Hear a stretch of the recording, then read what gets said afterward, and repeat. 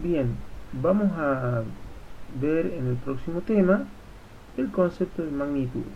¿Qué es una magnitud? Eh, Magnitud es todo aquello que se puede medir. Son ejemplos de magnitudes, la longitud, por ejemplo. Medimos el largo de una habitación, la altura de una persona. También podemos medir la distancia de Belleville a Morrison, o podemos medir la longitud o la altura de una carpeta. Son todos ejemplos de longitudes. En la medida en que yo lo pueda medir, es una magnitud. También es magnitud el volumen. El volumen nos permite medir la capacidad de una botella, de una pileta de natación, la cantidad de agua que ingresa una pileta de natación. Decimos de pronto esta pileta tiene una capacidad de 18.000 litros, ¿sí? O de 18 metros cúbicos. Estamos hablando del volumen de la pileta. No son magnitudes aquellas cuestiones o cualidades que no se pueden medir. La belleza, por ejemplo, no hay forma de medirla. No puedo decir que la belleza de una persona es 5 veces más que la belleza de otra persona. Tampoco podemos medir la amabilidad o la simpatía. Son cualidades, son aspectos cualitativos y no cuantitativos de una persona. Todo lo relativo a sentimientos, el amor o el odio que una persona siente, tampoco se pueden medir. Todo aquello que se pueda medir se denomina magnitud. Tenemos dos tipos de magnitudes: las magnitudes escalares y las magnitudes vectoriales. Las magnitudes escalares son aquellas que para su definición solo requieren de un número y una unidad. Por ejemplo, 5 kilogramos. 5 kilogramos es masa, 5 es el número, kilogramos la unidad. Con el número y la unidad ya definimos una magnitud. Las magnitudes vectoriales son aquellas que además necesitan indicar su dirección y sentido. Si decimos que se movió 2 kilómetros, la información es incompleta, ya que necesitamos conocer la dirección y el sentido en el que se movió. Por ejemplo, si yo les digo a ustedes que salí de Belleville y recorrí 2 kilómetros, para ustedes no es una información completa, ya que les estoy diciendo la distancia recorrida, pero no si me fui hacia la derecha o hacia la izquierda, no si me fui hacia Monteleña o hacia Morrison. Para las magnitudes vectoriales, para poder completar la información, necesitan de un vector, a diferencia de las magnitudes escalares. Las magnitudes escalares solamente necesitan de un número y una unidad. Las magnitudes vectoriales necesitan del número, de la unidad, pero además del vector. El vector tiene 4 características, que son su dirección, el sentido, el punto de aplicación y el módulo. El módulo sería el valor o la intensidad del vector, ¿sí? Por ejemplo, en este caso tenemos un vector. Este vector tiene una dirección que es horizontal, un punto de aplicación que es este cuerpo, digamos, ¿sí? Un sentido indicado por la flecha y una intensidad indicado por el número 5 y la unidad Newton, ¿sí? El módulo entonces es el valor numérico o intensidad de la magnitud. La dirección está dada por la línea de acción del vector, que puede ser horizontal, como en este caso, puede ser vertical o puede ser oblicua, es decir, tener una determinada inclinación, la cual se indicará por un respectivo ángulo. El sentido, dijimos, está dado por la punta de la flecha y el punto de aplicación es donde actúa el vector. En este caso, por ejemplo, tenemos 3 vectores de distinta intensidad. El tamaño del vector nos da idea de esa intensidad. Observen ustedes que si el vector es más pequeño, si la intensidad es menor, el vector es más pequeño.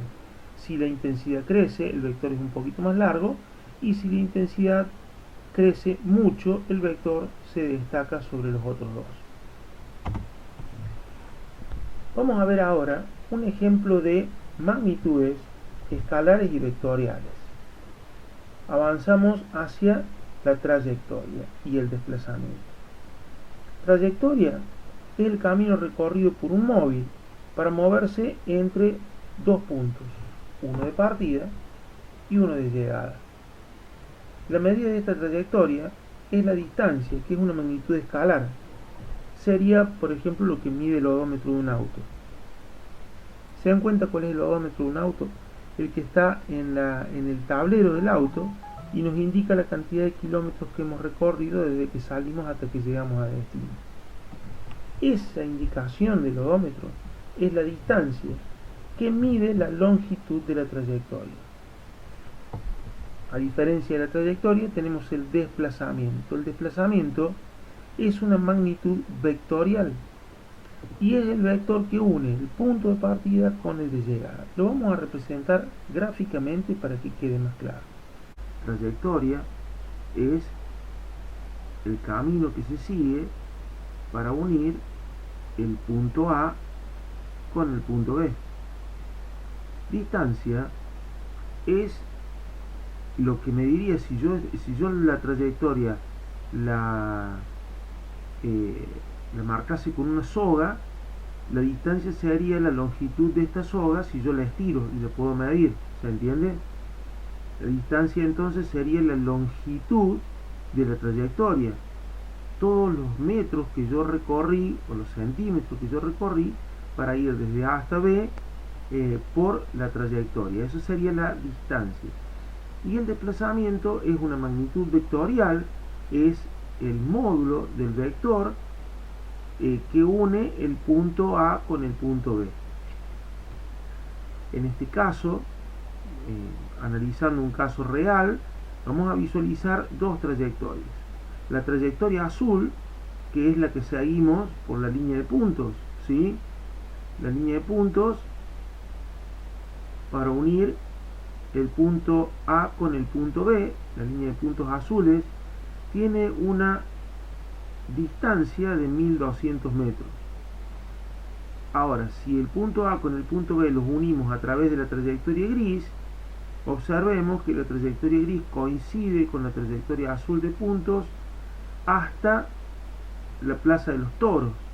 Aquí, por la trayectoria gris, desviamos hacia la izquierda, subimos un pedacito, hacemos esta curvita por acá y llegamos al punto B por una trayectoria diferente a la anterior, con lo cual la distancia recorrida en esta nueva trayectoria es de 1300 metros.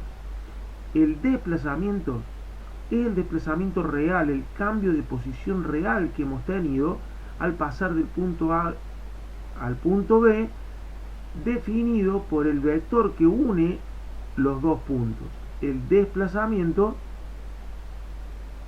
mide la posición real o la distancia, digamos, el desplazamiento me marca un vector que une el punto A con el B, cuyo módulo es de 754 metros.